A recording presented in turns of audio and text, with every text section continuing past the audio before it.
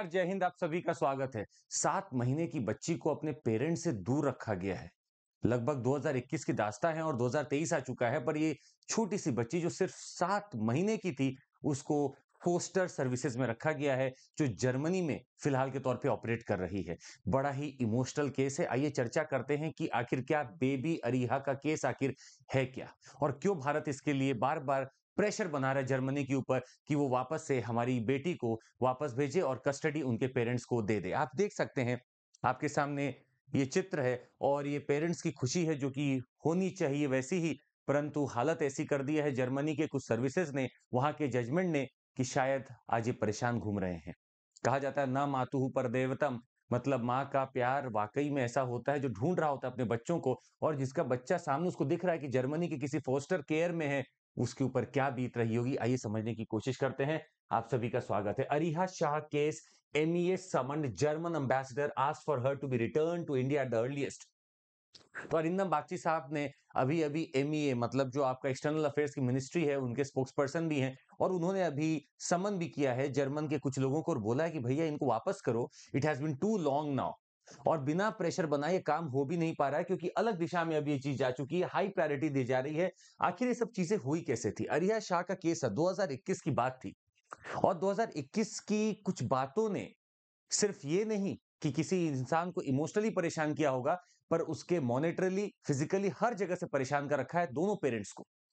हुआ यूं कि 2021 की बात है, 7 महीने की बच्ची अरीहा, उनको कुछ छोटी-मोटी चोट आई थी, जिसको कि शायद जर्मन के अथॉरिटीज ने, डॉक्टर्स ने ऐसा घोषित कर दिया कि इनके साथ कोई गलत सेक्सुअल असॉल्ट हुआ है। उनको ये संभावना थी, हालांकि रिपोर्ट सब निगेटिव आई है, पर फिर भी जर्मन अथॉरिटीज ये मानने को विश्वास नहीं कर रहे कि ये फोस्टर पेरेंट्स के पास रहेंगे, और ये विश्वास करने को मान नहीं रहे कि वापस से इनको पेरेंट्स को कस्टडी दी जाए। मामला यूं था, और वहां पे जब कोर्ट में भी गया Arisha case, why German court rejected Indian parents custody please. तो इंजरी आपका अप्रैल 2021 में होती है, और वो जेनाइटल इंजरी होती है सितंबर 2021 के आसपास। तो एक हेड और बैक इंजरी होती है अप्रैल में, और एक जेनाइटल इंजरी होती है सितंबर के पास। Court handed over the child to an agency there, जो कि जर्मन यूथ सर्विसेज को देखती है, एक फोस्टर केयर है वो देखती है, और ये स्पेशल चाइल्ड नीड्स के लिए भी है, तो उसको यहाँ पे दे दिया गया।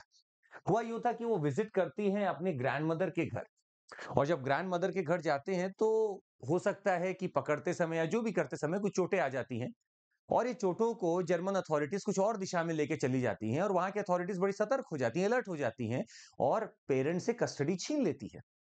आपको ये केस पहले भी सुना हुआ लगता होगा, नॉर्वे में भी ऐसी ही कहानी हुई थी, और बाकी भी कनाडा, ऑस्ट्रेलिया में भी ऐसी कहानियां बहुत आती हैं, तमाम आती रहती हैं। पर ये केस अब लगभग 2 ढाई साल से खींचा जा चुका है।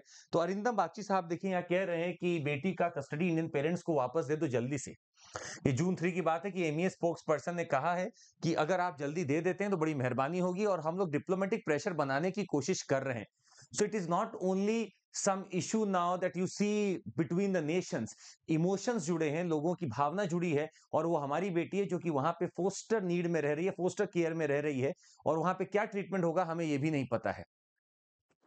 अच्छा, लगभग ऐसी बात है, ये एक्करमैन साहब हैं। एक्करमैन साहब को समन किया गया था, इनसे बोला गया था कि ऐसे जल्दी से थोड़ा आप काम कराइए, नहीं तो बड़ा लेट होता जा रहा है, जजमेंट तो आपका कुछ और कह रहा है, आप आखिर वहां कर क्या रहे हैं? You see the cases are, the case was very genuine, ये should have been done by this time, पर अभी तक भी नहीं हो पा रहा है। In a rare show of cross party unity, लगभग 59 एमपी ने एक चिट्ठी लिखी फिलिप एक्करमैन साहब को, और बोला कि इनको, ये एम्बेसडर है हमारे, न्यू दिल्ली में रहते हैं, to do everything possible so that baby Ariha could come back to India और कस्टडी मिल सके।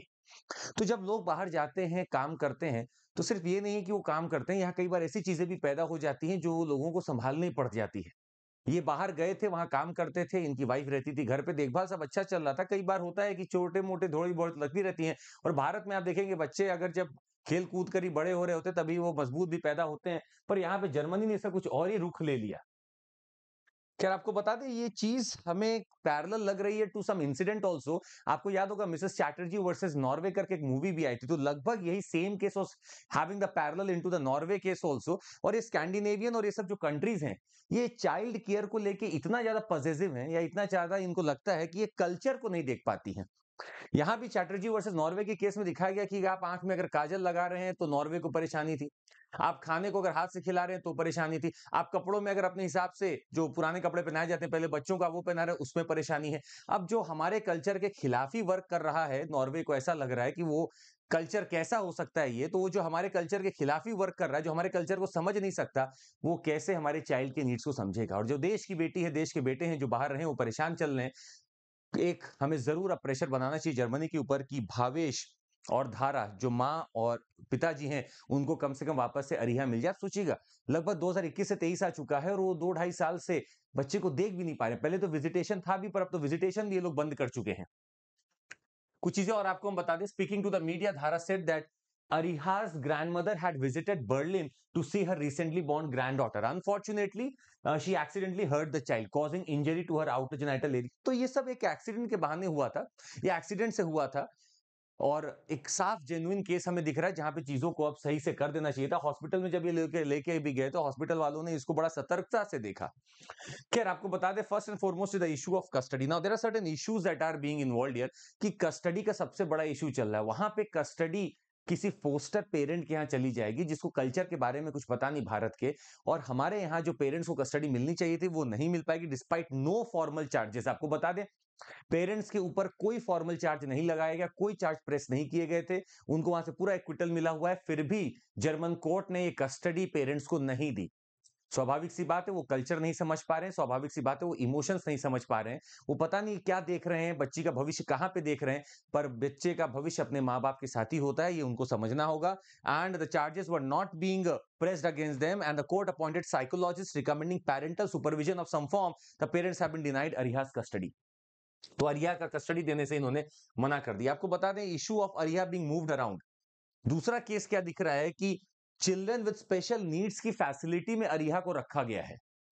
अब यहाँ पे कुछ हमारे लोगों का यही कहना है कि आप, Ariha is not a special needs child, why are you putting it to some place where she may not be able to develop in her full potential. आप पहले ही गलत कर रहे हो, तो आप उसको कहाँ रख रहे हो ये भी मैटर करता है। और आप, वो पिछले 7 महीने की बच्ची थी, अब वो 2 साल से ऊपर हो चुकी है, और आप अभी भी उसको वहां पे अगर रख रहे हो तो आप खुद ही उसके साथ गलत कर रहे हो। तीसरा है, कल्चर नहीं समझ पा रहे आप लोग। अब she is said to be, Ariha is said to be from the Jain culture. अब वो क्या वहां पे सेम उसको कल्चर मिल रहा होगा ना? Jain they do not eat non veg, वहां पे नॉन वेजिटेरियन उसको फीड किया जा रहा है, तो क्या वो कल्चर समझ पाएगी? क्या वो उस चीज से निकल पाएगी? और जो अपने माँ बाप को इतने दिन से देखी नहीं है, क्या वो मिलेगी तो उतनी ही खुशी के साथ मिलेगी? क्या वो वापस आने का मन रख पाएगी, बना पाएगी? क्या उसको अंडरस्टैंडिंग आ पाएगी? सारे क्वेश्चन, तमाम ये क्वेश्चन एथिकल वाले सामने चल रहे हैं।